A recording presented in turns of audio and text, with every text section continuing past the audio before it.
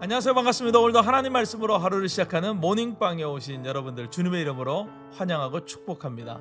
무엇을 하든지 가장 중요한 것은 기본기이지요. 운동을 할 때도, 공부를 할 때도, 또 건물을 지을 때도, 신앙생활을 할 때도 기본기는 너무나 중요합니다. 기본기가 제대로 뒷받침이 되어져 있지 않으면 아무리 높은 탑을 쌓아 올린다 해도 언제 무너질지 모르는 불안함이 늘 존재하는 것이죠. 오늘 우리가 묵상할 하나님의 말씀은 사무엘상 24장 1절에서 22절 말씀입니다. 사울왕은 블레셋과의 전투에서 승리를 거두고 돌아옵니다. 그때 누군가 사울에게 다윗이 엔게디 염소바위 근처에 숨어 있다는 것을 전하게 되고, 사울은 즉시 3,000명의 군사를 선발해서 다윗을 잡기 위해 엔게디로 출발합니다. 엔게디 염소바위 근처에 도착한 사울왕이 갑자기 신호가 왔어요. 배가 아파서 이 동굴 속으로 들어가서 볼일을 보게 됩니다. 그런데 하필 그 동굴 속 깊은 곳에 다윗과 다윗의 군사들이 숨어 있었어요. 누군가 다윗에게 말합니다. 지금 이 상황은 누가 보아도 하나님께서 예비하신 것입니다. 하나님께서 당신에게 사울왕을 넘겼으니 지금 사울왕을 죽이고 이 긴 광야의 세월을 끝내십시오 라고 제안합니다. 누가 보아도 틀린 말이 아니죠. 사울왕을 죽인다면 다윗은 아주 쉬운 방법으로 이스라엘의 왕이 될 수 있는 것처럼 보입니다. 하지만 다윗은 사울왕의 겉옷만 살짝 베어서 돌아옵니다. 5절 말씀에 그때 다윗의 마음이 찔려 이렇게 말씀하고 있어요.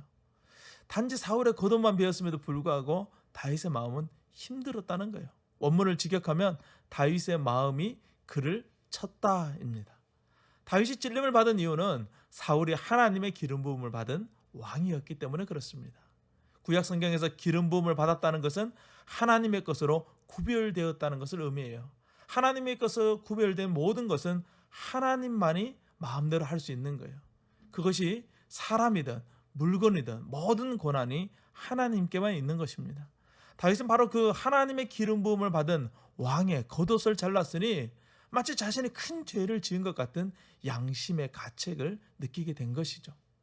하나님을 믿는 우리에게 있어서 기본기는 바로 이 거룩입니다. 죄를 짓지 않을 뿐 아니라 죄를 멀리하고 또 죄를 보고 듣는 것만으로도 큰 고통이 될 정도의 거룩이 우리 신앙의 기본기가 되어야 하는 것이죠. 오늘날 교회가 세상으로부터 멸시를 당하는 이유, 또 교회와 신앙생활에 능력이 없는 이유는 바로 이 거룩이 상실되어져 버렸기 때문에 그렇습니다. 하나님은 우리에게 하나님이 거룩한 것처럼 우리도 거룩하라 라고 말씀하고 있다는 것을 늘 기억해야 합니다. 사울이 굴을 벗어난 후 다윗은 멀리서 사울을 향하여 자신이 사울의 겉옷을 잘랐듯이 사울을 죽일 수 있었지만 죽이지 않았고, 이로써 자신은 죄가 없다는 것이 밝혀졌으니 자신의 억울함을 풀어주시고 더 이상 도망자로 살아가지 않도록 긍휼을 베풀어 달라고 간청합니다.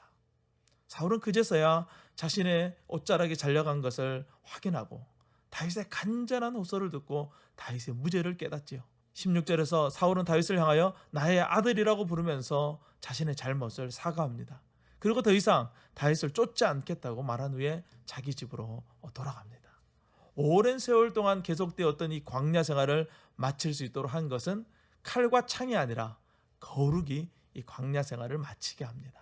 우리의 광야 인생길도 이 천국에 들어감으로써 마치게 되는데, 천국은 거룩한 곳이죠. 다윗이 광야길에서 거룩의 기본기를 다진 것처럼 우리도 우리의 인생길에서 거룩의 기본기를 다져나갈 수 있기를 간절히 소망합니다. 날마다 말씀을 묵상하고 기도하는 것은 우리를 거룩으로 인도하는 유일한 길입니다.